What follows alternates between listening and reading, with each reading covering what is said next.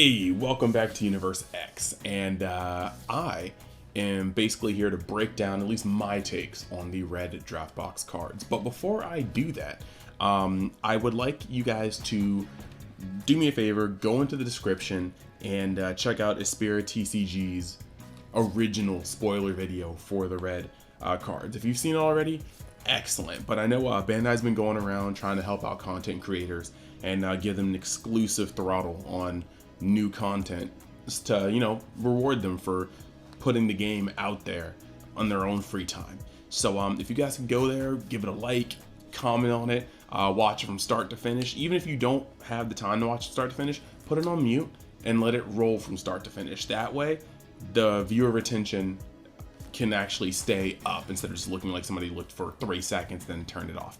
So yeah, I just want to be able to still give props to the people that were able to catch Bandai's eye and do those things. So that being said, if you like this content on this channel, my take on it, remember to subscribe, like, comment, let me know what you think. And without any further ado, let's get into my personal breakdown of the Draft Box 6 Giant Force red cards. So here we go. Starting off with red, you got Master Roshi, Potential Unleashed. Auto, if your leader card is red and your opponent's life is at 5 or high or more, when this card is played, deal 1 damage to your opponent. Activate main, this card gains plus 5,000 power for the turn. -4 activate main, this card gains plus 15,000 and dual strike for the turn. Well, double strike. So a couple things about this card. It's a 2-drop. It's a 2-drop that's immediately going to go up to +1. Second thing about this, you play this guy on turn 2, and it's a solid turn 2 play. You're automatically going to burn your opponent for 1 energy. And what this means is, of course, when you're dealing with burn damage, because the burn is unavoidable due to effect, you generally want to get your physical swings out of the way. If you played a 1-drop last turn, swing with it, swing with your leader, and then go into your Master Roshi for his undeniable 1 damage, then poke with his 20k body. This is a very quick way to try to force through 4 damage just on turn 2. Like, don't get it twisted. That's absolutely strong. Then his -4, I don't ever expect it to get that way. Like, normally you, like I said before, if it's anything like Planeswalkers, you play a unison for its pluses and its small minus. You don't play it for its ult because its ult is conditional. Things have to be going very well for you to be able to play the ult of a unison card. But this guy is huge. I mean, he is a 20k striker every turn. He's a 15k 2-drop unison, meaning he's already going to have pseudo immunity for the first couple turns. Your opponent will need to either have a leader that boosts themselves, very, very cheap early big beaters, or they'll have to combo to start striking on Roshi. And that's actually just pretty nice. If his -4 goes off, then you just have a really thick swinger. But I do like the fact that he can help you do 4 damage in 2 turns, just going in. The next card we have is Son Goku off to defeat King Piccolo. Now this guy is actually pretty funny. He's an SR, deflect and triple attack. Okay. Permanent, if your leader card is red, your opponent cannot activate blocker skills in response to this card's attack. Then auto, if your leader card is red, when this card is played, choose all of your opponent's battle cards. They gain -20,000 power for the turn, then choose up to 1 of your red unison cards and add a marker to it. Okay, so this guy is 5. So hard casting this man is thick, especially in red, which typically out of every single color has the crappiest terms of mana efficiency, energy efficiency. So it's kind of it's a very powerful card. Not being able to, the only thing that can stop its attacks are counters and combos. He's thick. And to be honest, he's going to be wiping the board for a lot of weenies. And so you can't discount that. This dude is a very, very, very strong card. And he's just a 5 cost. So, if there's ever a way to cheat him out, that's different. But if there's not a way to cheat him out, I mean, he's just going to be hurting a little bit to play 5 in red. Especially in almost any format, really. Red just doesn't have that longevity most times. Next SR. You got Son Goku Nimbus Master. Unique. If it's your opponent's turn, at the end of battle, when this card is used in a combo, play up to one skillless battle card with an energy cost of 2 or less from your deck or drop area. Shuffle your deck if you look through it, and you can't activate the auto skill on copies of this card for the turn. Activate main 1. Send one skillless battle card from your drop area to the warp. Play this card from your hand. Okay. So it's interesting because he's a 15k that you can cheat out by warping from your graveyard and playing this guy. He's essentially a 1-cost 15k drop. However, if it's during your opponent's turn and you combo with him, he does cost 1. At the end of the battle, yeah, he can just play a skillless card with energy cost of 2 or less from your deck or drop area. So very, very cool utility all around. But the thing is, circling back to the point I just made, red is not very mana efficient. So lots of its best cards, like Wolfang Fist, they're free when you have the unison, you know what I mean? Violent Raise is a 1-cost blanket, just negate. Lots of its cards are cheated out. Its best cards are cheated out. This card requires you to leave defensive energy open, and red as a color is a very on-curve kind of deck, so I'm not sure how I feel about that. Next one, Bulma, Heartfelt Wish. She's a 1-drop blocker. When this card activates his blocker skill, choose up to one of your opponent's leader cards or battle cards and gets minus 5,000 power for the turn. Okay. It's neat, but it's minus 5,000 will never keep it alive, so that automatically kind of hinders it. But it is cool that you can at least like put this in front of something and lessen somebody's leader Sling for the turn. Yamcha, an eye for an eye, 4-drop, double strike. When this card attacks, choose up to one mono red battle card with an energy cost of 2 or less in your hand and play it. Yeah, that's kind of neat, but he is a 4-cost, so once again, unless this guy's being cheated out, he's kind of hefty. And 20k double strike, like red has better cards to play off of 4 energy that don't even cost 4 energy. On top of that, since it only summons from your hand, you have to neg just to play it. You're going to be playing it from your hand to get this mediocre body with double strike and then swing, and then he's going to play 2-drop from your hand. And it's kind of weird sequencing because swinging with a double strike and then summoning a vanilla that's going to maybe probably do less damage, like swing 4 less or equal amount with, it's just bad sequencing. Seems kind of odd to me. Then you got Tien Shinhan, an eye for an eye, 5-drop again. They're making these super thick red cards. A critical and dual attack. When this card is played, choose up to one of your opponent's battle cards and gains minus 25,000 for the turn. Now his effect is fire, don't get me wrong. Anytime I see critical and dual attack or critical and double strike, I'm already looking at this card like, okay.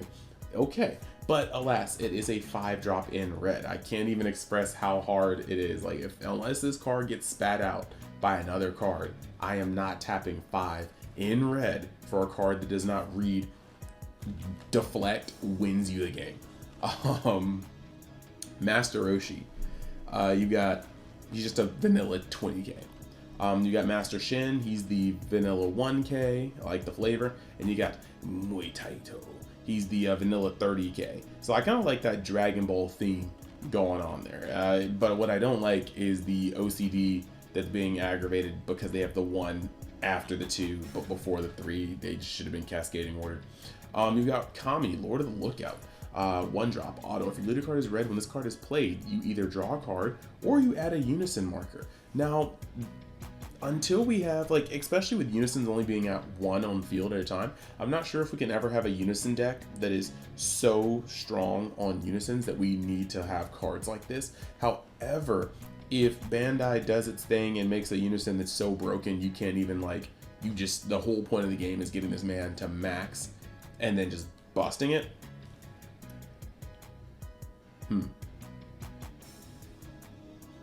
Getting a unison to max markers and ulting it. You basically would just need a card like this. And it's very cool because if you don't have the unison or you're not trying to build the unison, you can just use it to draw a card, a little cantrip. 1-drop cantrips are always fun. Maybe a little slow in the game right now, but always fun. You got Pilaf, King Piccolo's Underling. 2-drop permanent. If your leader card is red, this card can attack battle cards in active mode. Again, it's pretty cool to have effects like that, but we already have effects like that in more powerful themes. This guy kind of sits here. I mean, there is a Pilaf theme, but I feel like he's just kind of disjointed. But then again, it's draft box. It's not a theme set. Shu, King Piccolo's Underling. Counterplay. If your leader card is red, play this card and the battle card being played has 5,000 power or less. It's placed in its owner's drop area instead of being played.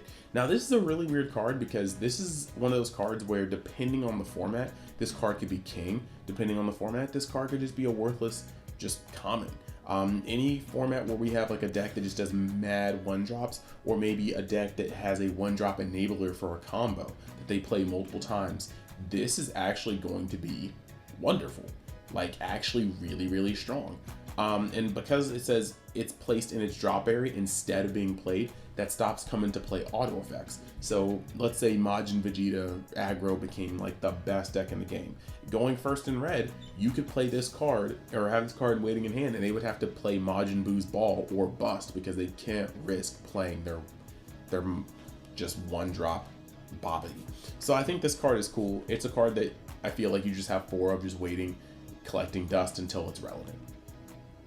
You got Mai, King Piccolo's underling. She is the dreaded, currently talked about rotation of blue hate. Barrier, when this card is played, draw 1 card, so it plays itself once per turn. When your opponent switches their energy to active mode using counter skill, place up to 1 card in your opponent's life and 1 card in your opponent's energy into the drop area. Massive blue hate. I think if you haven't seen it, I'll leave the link down below. EspiraTCG's video on Silver Bullets. He was saying that he thinks that Bandai preemptively thought that Baby was going to destroy the format, so they automatically baked in Baby hate. Right now, this does affect Baby because Baby will run Revenge Big Bang, which untaps. Baby will run multiple counter cards that untap. Baby will run D Magic, and so this destroys Baby. Like if you thought Baby wasn't a factor now, these cards make Baby almost irrelevant because its defensive plays are no longer going to be break evens or defensive utility plussing. So that is what it is. Normal blue cards, it's gonna hurt like the Yabuni counter and the D Magic, but not as bad as the other ones. Then you got King Piccolo, 5 seconds to eradication. Deflect, double strike, barrier, all on a 4-drop. Now this is what I like to see. This is what I like to see in red as a finisher. Now permanent, if your leader card is red, your opponent cannot activate blocker skills in response to this card's attack. Okay, counter cards or bust or combo, which will drain your hand. Once per turn, if your leader card is red, when this card attacks, choose up to 1 of your red unison cards and add a marker. We like that. We like that a lot. And then auto, add 1 card from your life to your hand. When this card's attack is negated, deal 1 damage to your opponent. So this guy is getting in regardless. And if you're not awakened already, which you should be in red by 4 energy, you're going to start being able to self-awaken. I really actually like this card a lot. And what I like even more about it is if red ever gets to a control archetype, this card is one of those perfect cards that fits right into control. Like if you think it's good in aggro, just imagine a deck that controls your board through minus effects, and then just when you've had most of your stuff negated, they just play this dude, and he's darn near uninteractable with. He starts swinging for 20k where you'll have to bleed from your hand to stop him when they combo on him. And then by the way, if you use a counter to stop your life from being destroyed, he's just going to burn you for 1 anyway. Attrition, over time. This card is a very, very nice card, and I am very happy with its design. For red. King Piccolo, the new ruler. He's got double strike, permanent. If your leader card is red, this card gains plus 5,000 power, and your opponent cannot activate blocker skills in response to its attack. Cool. Activate main. If you have a red unison in play with 3 or more counters on it, play this card from your hand, and you can't play copies of this card for the turn. At the end of your turn, send this card to the owner's warp. This is a free 15k double strike. They're all good. Bardock the Resolute feels good, can be definitely ran with these cards because of the burns. King Piccolo New Ruler is also very, very Gucci-licious. This card is going to be able to just come down on board because your Master Roshi is super thick. In fact, you play Master Roshi on turn 2, and then you pump him up. Like, just imagine, swing with your 1-drop that you played on turn 1. Swing with your leader, okay?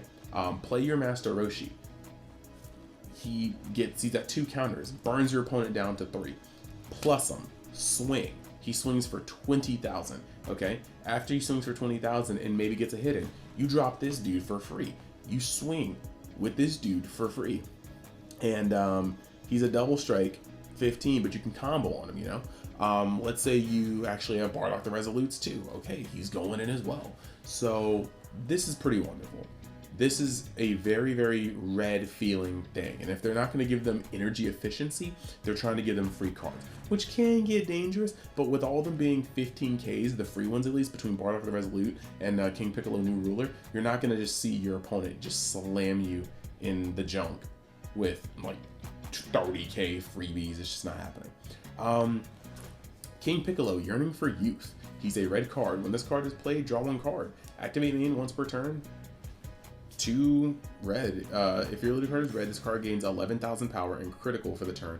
If your opponent is at 5 life or more, deal 1 damage to him. This guy's kind of weird, only because with cards like this, with both his power and his cost, he's vulnerable to a great deal of destruction. So if you play him on turn 1, there's a lot of chances that he's not going to survive till turn 2. And it just is what it is. Plus you telegraph the play, which kind of makes this guy a turn 3 play, if you really think about it, because you want to be able to play him and shock your opponent. But playing 3 energy for a 15k critical that'll burn your opponent for 1 is kind of lackluster to me. Mainly because you're going to be burning them, giving them a card to their hand to then block your 15k with, which they only need 2 to do, or that early in the game. So yeah, cool design, not really cool in application. I think most of these cards should have optional burn effects, because I guess you don't want to make burn too strong, but giving your opponent a card in hand to then block your Sling with it kind of hurts. It's like, yes, you give them a free damage, but in all reality, they probably would have taken that damage if you just didn't give them a card in hand before you swung for additional damage. But it is unavoidable damage, so can't discredit that. Tambourine, Demon Clan Warrior. Unique and critical. If your leader card is red and you choose 1 card in your hand other than this card and discard it, when your opponent takes damage from a skill on one of your battle cards or unison cards, play this card from your hand. Okay, you're starting to see it. You are starting to see it. Do you see all of these cards that come out for free? You really just have to draw enough of them and your deck will actually just start spitting out cards. It's a beautiful thing. It's really a beautiful thing in my opinion. For red, I do think red is long overdue for being the de facto aggro deck. And the only thing I don't like is that it's not really, doesn't seem consistent. You can just not draw some of these cards, but I mean, you're probably gonna play them at 4. And this feels very MTG red aggro. You just play 4 of all of your consistent rushdown cards and you hope you draw them in the right sequence and you just go for it. Turn your deck sideways every single turn with maximum aggression. Love it. Piano, Demon Clan Warrior, Unique Barrier. If your leader card is red and you choose 1 card in your hand other than this card and discard it, when your opponent takes damage from a skill from one of your battle cards, unison cards, play this guy. He is unique, he is a barrier, but he's also another swinger. 1 additional swing throughout this mess. Again, can't be overstated. He does what he does. Symbol, Demon Clan Warrior, Unique Blocker. Yep, same effect. He is unique, he's blocker, he's 15k, you just discard another card in hand. Now these guys are minus monks. They drop cards from your hand, special summon themselves. So I think my premium is on the critical one, if I had to choose one, because you're gonna run out of hand eventually. But next you got this unique double strike. You see his man, so double strike and critical, they are going for it. If your leader card is red and you choose 1 card in your hand other than this card and discard it, when your opponent takes damage from a skill on one of your battle cards or unison cards, play this card from your hand. Whew. Yeah, it's like that. And then you've got Piccolo Jr, the King's Return. When this card is played, choose up to 1 of your other red battle cards. It gains plus 5,000 and double strike for the turn. Then activate main red. If your leader card is red and you discard this card from your hand, if your opponent's life is at 6 or more, deal 1 damage to him. This is versatile in the beginning of the game. This is versatile in the middle of the game. This is versatile to turn a card into a closer. This card is actually nasty. Cards that aren't dead at any point of the game are cards that deserve looks. Like, they're just stupid good. And you got Corrin's Tower Secret Medicine, the weird quarter bean, I guess. Activate battle. If your leader card is red, choose 1 of your cards against plus 5,000. Then if it's your opponent's turn, choose up to 1 of your opponent's cards ignoring barrier, and it gains 5,000 minus 5,000 power. It gets minus 5,000 power for the battle. So you will sensu your card. Okay, you sensu your card, and then you give something ignoring barrier minus 5,000. That's not just a half sensu bean. That's a sensu bean, but instead of untap, you potentially remove a weenie, or you just neg something on the field. This is a very good card. A very, very good card. Then you've got Strength through Survival. Activate main. If your leader card is red, draw one card. Then choose one of your red cards, and your opponent can activate blocker in response to this. Okay, I'm just not even gonna really get into that. The card is like good, but it's situational. Lots of decks run a blocker too, but we don't have like a blocker centric deck. The Final Blow.